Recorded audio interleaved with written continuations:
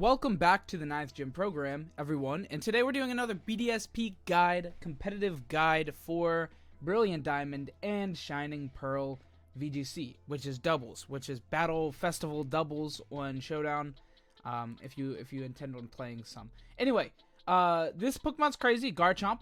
Garchomp is it's a crazy Pokemon. It is currently number 3 in usage stats for good reason, especially since it's right behind Togekiss, which is its most common partner. Actually, the most common trio in the game is Cresselia, Togekiss, Garchomp, just because it's incredibly strong. Togekiss, Garchomp cover each other really, really well. Togekiss on the field it's flying, so Garchomp can just swing away with Earthquake, and that's pretty crazy.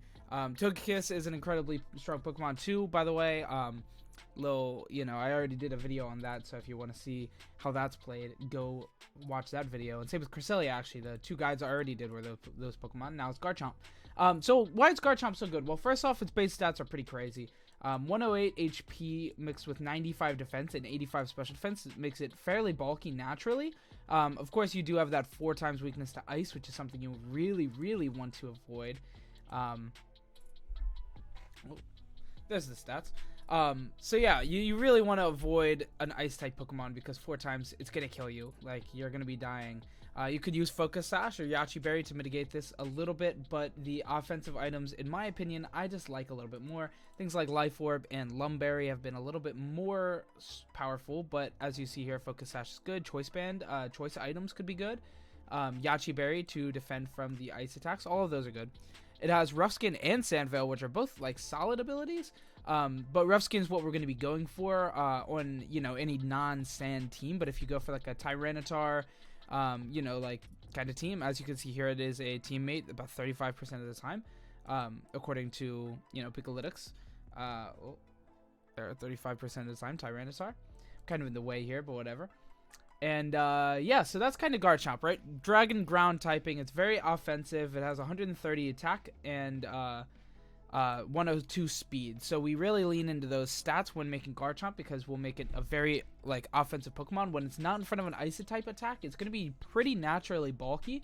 So I didn't really opt for any bulky build today, but that's definitely a way to play it. But for today, I went really more focused in on the offensive Garchomp builds, the ones that you'll pair next to a Togekiss and kind of just sit there punching a lot.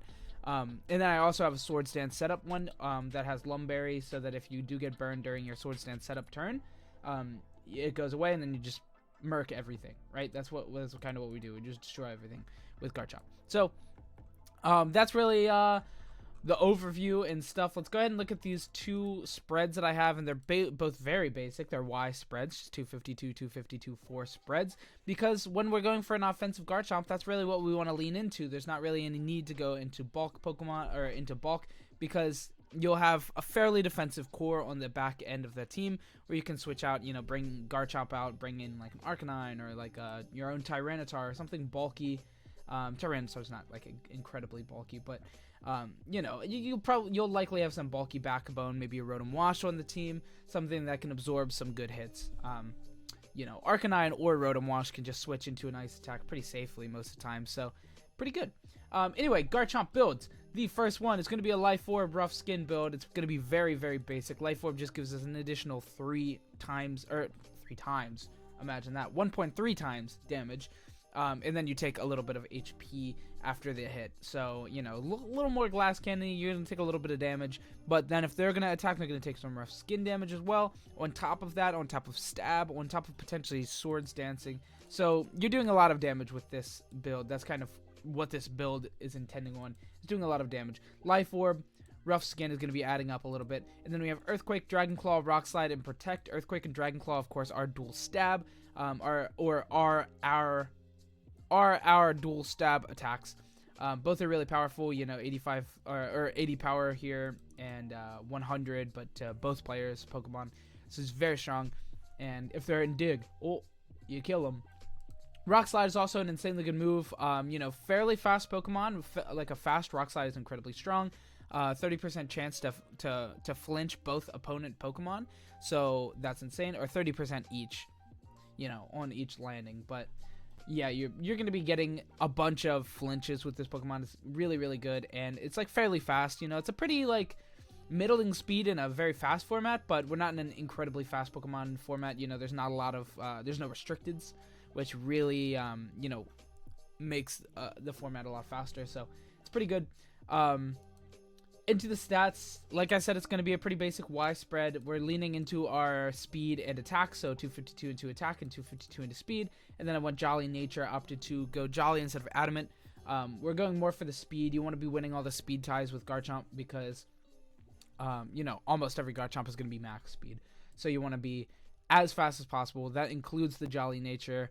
As we see here, 36 and 24% on the Jolly spreads. And then the next is Adamant, which is 4%.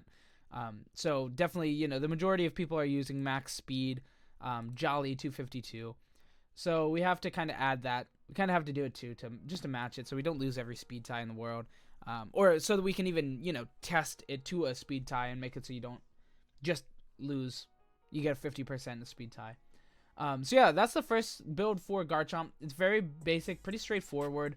You know, there's some customization you can do here. Let's look at these other moves that people are using. Swords Dance, Substitute on top of those moves. So you can switch out the Protect for Swords Dance or Substitute. And that's really the big change for the second build. Like I said, we did switch the item. We went from Life Orb to Lum Berry this way. This prevents burn, sleep. You know, there's a good bit of Spore users in the format. There's Breloom as well as Parasect. So getting through Spore is good as well. And of course, like Will-O-Wisping Pokemon, things like the Rotoms are going to be using Will-O-Wisp a lot. There's some supportive Pokemon that can use it. Arcanine as well, of course. Entei can use it. You know, Gengar Weezing will be using it. Any Weezing with Regigigas or Weezing Slacking. Actually, I guess you can't use Regigigas yet, but Weezing and Slacking, they're going to be using it. Sableye is going to be using it. That's most of the Pokemon you'll see here. You might see Spiritomb, Dusclops, potentially. Dusclops, actually, it's kind of weird that it's so far down. But it makes sense because the best Trick Room user is Cresselia, so like, you're going to be using that if you're looking for a bulky Trick Room setter. Anyway, Garchomp, Lum Berry, it's very solid in the meta. Like we said, you know, there's a lot of Will-O-Wisp and a lot of Spore, Sleep Powder, a lot of it in the meta. So it's not bad to dodge that with a Lum Berry.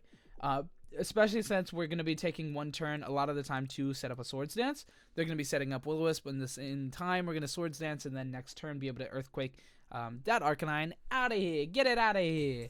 So that's kind of what we're going for with the Garchomp. This set. So opting, instead of Life Orb Protect, you get a little bit of extra damage and a Protect for buffering. But here we're going for the Lum Berry, the Swords Dance. Instead of Protect, it is a little unfortunate there's no Dynamax in this format. You won't be able to have that Swords Dance take max Protect or a max Guard turn if you need to. But still, it's okay. We don't need Protect. You could even opt to go, you know, remove one of the other attacks for Protect if you wanted to. But I really like the 3 attacks. Rock Slide comes up a lot of the time, and it's really good. And then Dual Stab is a very big deal as well. And then as far as the spread goes, once again, just went 252 into speed, 252 attack, left it over 4 into special defense, and then Jolly Nature, giving the plus in speed and minus in special attack, since we're not going to use it anyway. So that's really it. Honestly, that's really all I have for the video today. You know, we could run damage calcs if you want to, or like, you know, if we wanted to, but the damage calcs are going to be pretty standard, since this build isn't going to be changing a lot. So, you know, if you wanted to run it for a tournament, but I don't know how many BDSP tournaments there are. So this is kind of just like a general build. Whoops. A general build. And yeah, we have two different builds. We are going to be pairing it with Togekiss most of the time. And these are the Togekiss spreads from last video. If you want to check out that video, for Togekiss spreads, you know, a little bit more in depth, I would suggest to check out that video. Because Garchomp and Togekiss is the most common thing you run into if you're going to be playing on the ladder, if you're going to be playing ranked on Showdown, since there's not ranked on BDSP because Game Freak doesn't care about BDSP, I guess. I don't know. It should have had ranked. I don't know why it didn't have ranked. It would have been such a simple thing to add in, but oh well. Anyway, that is all I have for the video today. Thanks so much for watching. I hope you enjoyed. If you did, leave a like, comment, subscribe, all of that YouTube stuff. It makes a really big difference. It really does. And of course, imports for the Garchomp spreads will be in the description below. If you want to just import it right into the game, into Showdown, and test around with it, do so.